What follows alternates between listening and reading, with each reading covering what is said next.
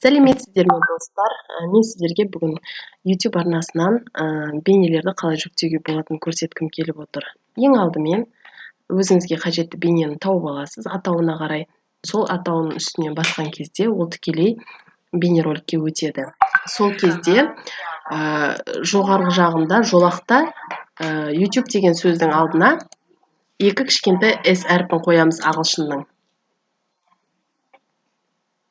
Содан кейін сіздерде осындай бет ашылады. Бет ашылған кезде скачать без установки дегенді басамыз. Басқан кезде скачать деген сөз шығады. Сол скачатьты бассаңыз, сіздің телефоныңызға немесе компьютеріңізға скачатьты басқаннан кейін сізге автоматты түрде жүктеледі.